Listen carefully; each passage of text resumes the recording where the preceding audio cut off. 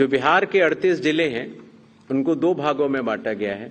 जो आप पीला रंग देख रहे हैं वो फेज 1 है और जो आप गुलाबी रंग देख रहे हैं वो फेज 2 है। इसकी सॉफ्ट कॉपी आप सब लोग को दे दी जाएगी। नेक्स्ट, बिहार के आम चुनावों के साथ साथ 8 बाई इलेक्शंस भी होंगे।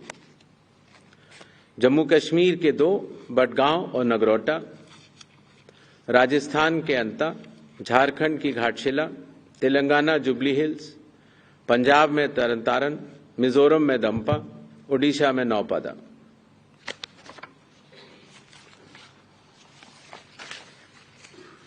इनकी तारीखें भी अलग अलग कॉन्स्टिट्यूंसी के हिसाब से यहां पर दी गई हैं। डेट ऑफ पोल लेकिन सबका 11 तारीख ही होगा और काउंटिंग 14 नवंबर को होगी। इसके साथ कुछ चीजें हम जरूर बताना चाहेंगे। सबसे पहले मतदाताओं के नाम एक संदेश रहेगा, वो यह कि कृपया अपना नाम इलेक्टोरल रोल में जरूर चेक कर लें, क्योंकि अगर अभी भी छूट गया है तो नॉमिनेशन से 10 दिन पहले तक जोड़ा जा सकता है।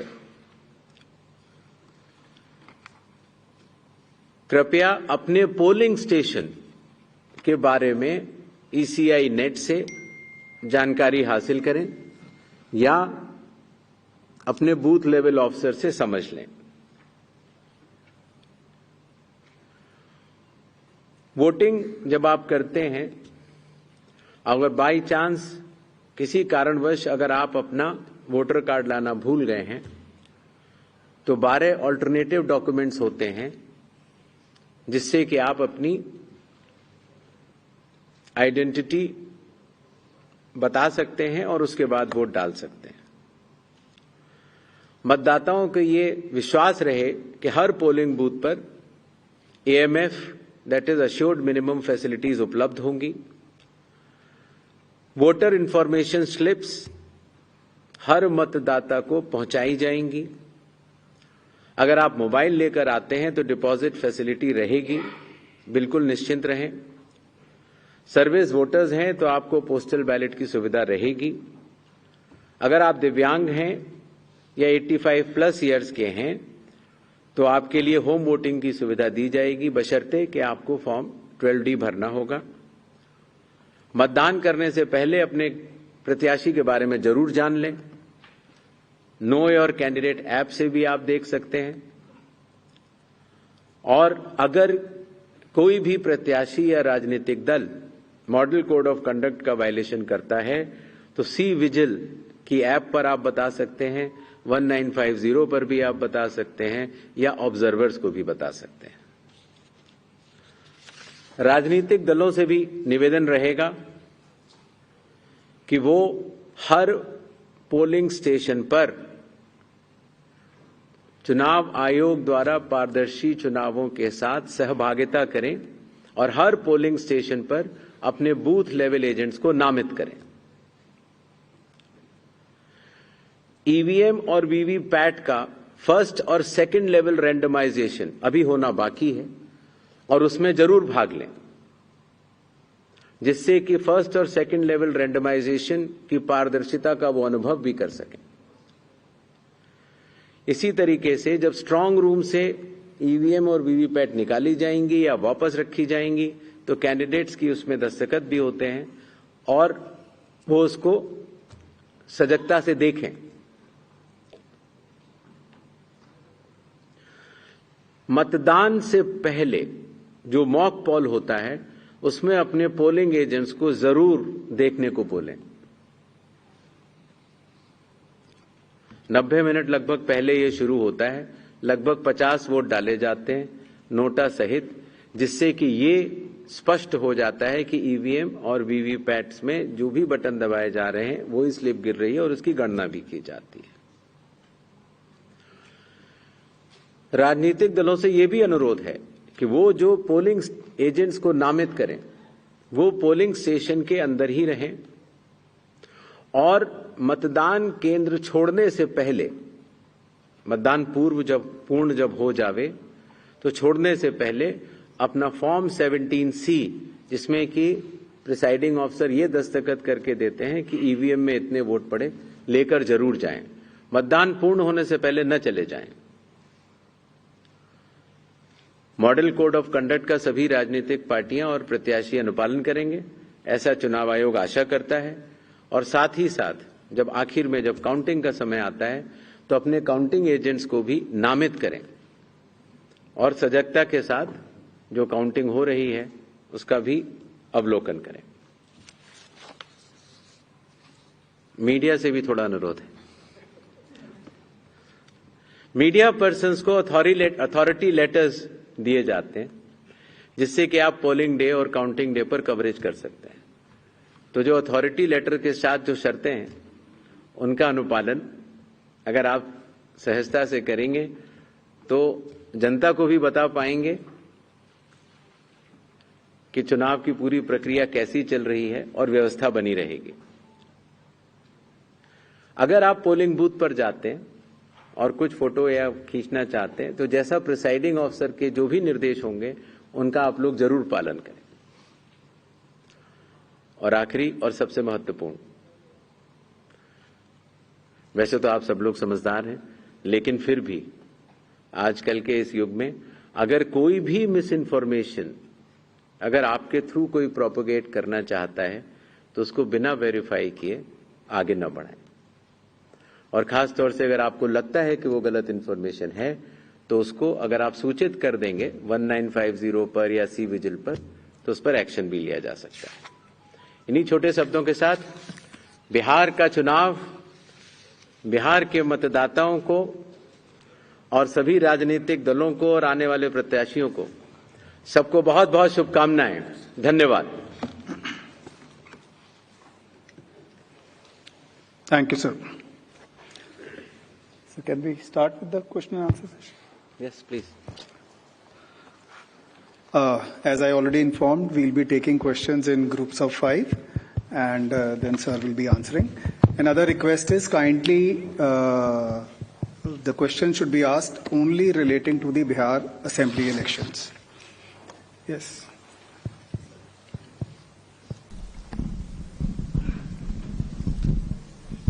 सर, मैं मनीष अग्रवाल नवभारत टाइम से। इधर सर, जब वोटिंग होती है तो लास्ट में एक इशू आता है हमेशा कि वोटिंग टर्नआउट बढ़ जाता है। कई बार दल आरोप लगाते हैं कि इसमें कुछ ना कुछ गड़बड़ हुई है। तो क्या इसका कोई सर टाइम लिमिट बनाएंगे कि वोटिंग खत्म होने के बाद इस समय तक ये फाइनल हो जाएगा? एंड सेकंड, क्या SIR पैन इंडिया शुरू करेंगे या सर इसमें अभी कुछ समय है? धन्यवाद।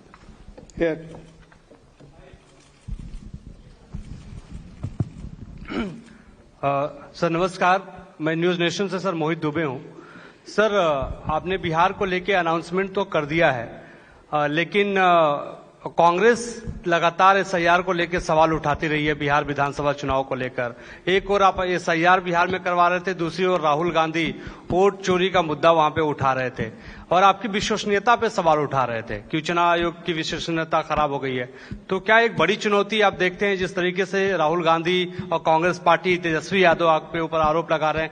यहाँ तक तेजस्वी यादव बार-बार, राहुल गांधी बार-बार ये कह रहे हैं कि निष्पक्षता के साथ चुनाव होना चाहिए। क्या जवाब देंगे आप? Sir, Arunima from CNN News 18, right here. So the SIR process has ended here. But is there any data point available as to how many illegal immigrants were detected at the end of the SIR process? Sir, Raman from News 24. आपने 2 phase में चुनाव का ऐलान किया बिहार चुनाव के लिए। इसमें बहुत सारे राजनीतिक दलों की तरफ से सुझाव आया था कि एक फेज में करवाया जाए, उसमें क्या दिक्कत थी? और एक सवाल सर इससे जुड़ा हुआ है कि घुसपैठिए के बारे में अभी तक कोई बयान चुनाव आयोग की तरफ से नहीं आया है कि कितने घुसपैठिए आपको मिले। सर, मैं पीयूष पांडे हूं TV9 भारतवर्ष से। सर, मैं इधर हूं, पीयूष पांडे TV9 भारतवर्ष से। मेरा सवाल सोशल मीडिया और AI के जो ब्यूटिफिकेटेड जो वीडियोस आते हैं उनको लेकर के है, चूंकि मैंने लास्ट टाइम भी आपसे पूछा था, क्या इसको लेकर के कोई मैकेनिज्म बनाया गया है, किस तरीके से इसको हैंडल करेंगे, चूंकि बड़े पैमाने पर ऐसा किया जाता है और अनजान होते हैं लोग, वो इसके झांसे में भी आ जाते हैं, तो इस बारे में आप अगर पूरी जानकारी दें।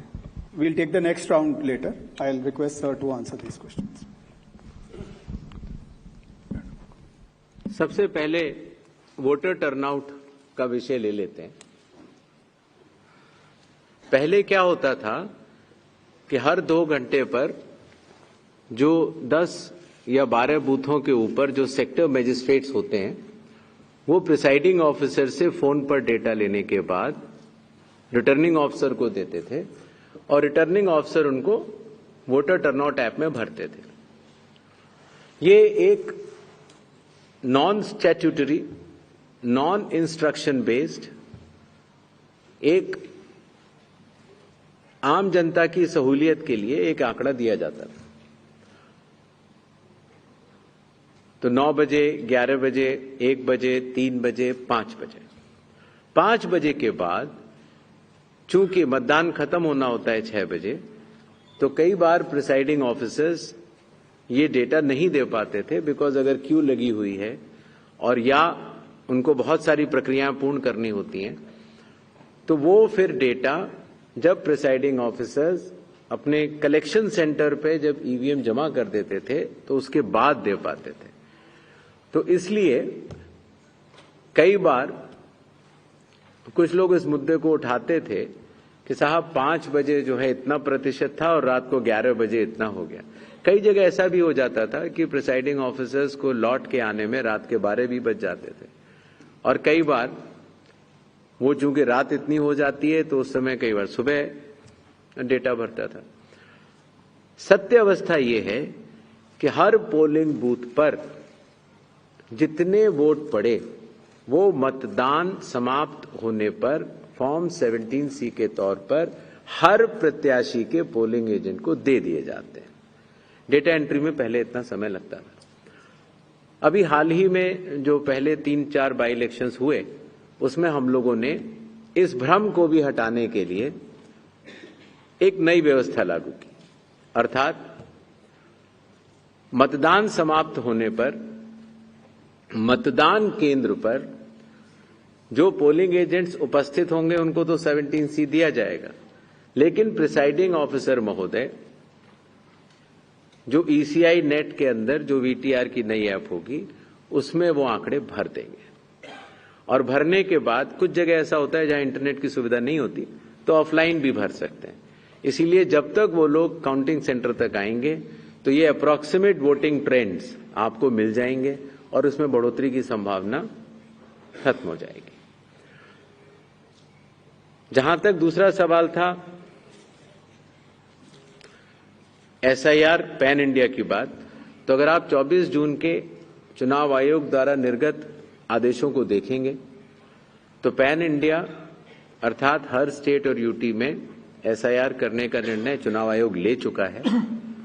उस पर कार्य भी जारी है, लेकिन उनकी तिथियां राज्यवार या यूटीवार चुनाव आयोग की संयुक्त बैठक में हम लोग निर्णय करेंगे और फिर आपको बताएंगे। चुनाव आयोग एक संवैधानिक संस्था होने के कारण संविधान के अनुरूप कार्य करती है और हर विधानसभा, लोकसभा के इलेक्शंस की सुपरिंटेंडेंस, डायरेक्शन और कंट्रोल ये चुनाव आयोग के पास होता है। लेकिन जो वैधानिक अधिकारी होते हैं, जैसे मतदाता सूची बनाने के लिए हर विधानसभा क्षेत्र में विकेंद्रीकृत लोक प्रतिनिधित्व कानून के अंतर्गत ERO की जिम्मेदारी होती है कि वो मतदाता सूची बनाएं। फॉर्म 6 अगर आता है, कोई नया मतदाता आता है, फॉर्म 7 अगर आता है, फॉर्म 8 आता है, तो उसके ऊपर निर्णय वैधानिक रूप से क्वाजी जुडिशियल बॉडी के रूप में ERO ही लेते हैं।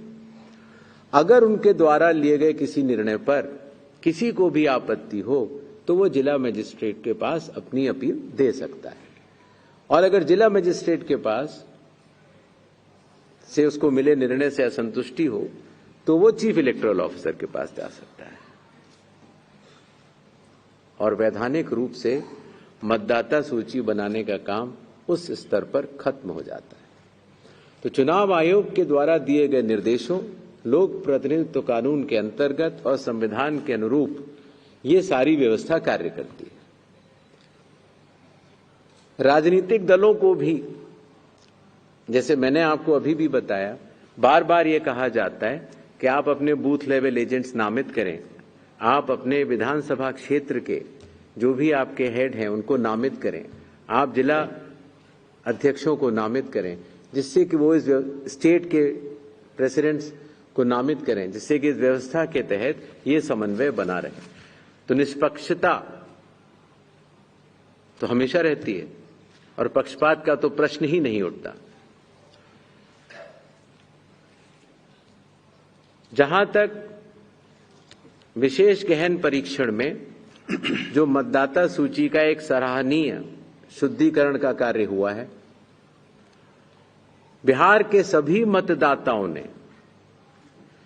चुनाव आयोग के साथ मिलकर इस सूची के शुद्धिकरण में अपना पूर्ण योगदान दिया है।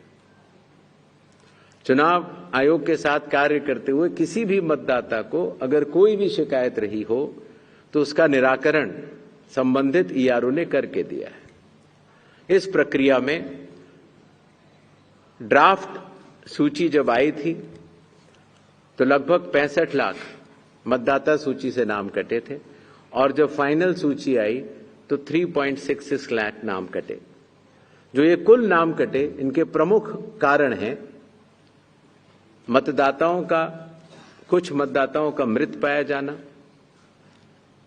कई मतदाताओं का भारत के नागरिक के रूप में अपनी जब जांच हो रही थी तो उसमें सक्षम न पाया जाना, कई मतदाताओं के कई जगह नाम बने हुए थे, उनका एक जगह नाम आना, और कई मतदाताओं का बिहार से स्थायी प्रवास हो जाना।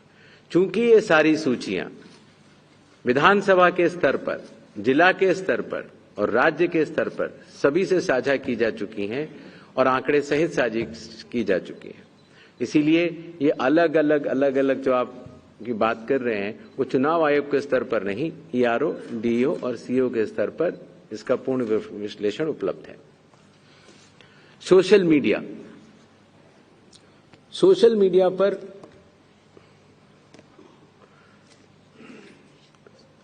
सेल्फ रेगुलेशन से बड़ी कोई चीज नहीं हो सकती, लेकिन चुनाव का अवधि बहुत छोटी होती है और उस समय अगर कोई भी भ्रम या भ्रांति या गलत प्रचार किया जाएगा तो उसका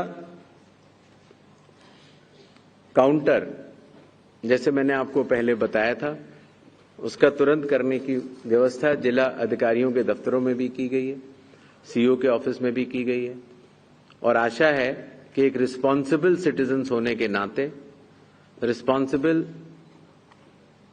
मतदाता होने के नाते चुनाव आयोग यह विश्वास करता है कि सोशल मीडिया की स्वतंत्रता का लोग दुरुपयोग नहीं करेंगे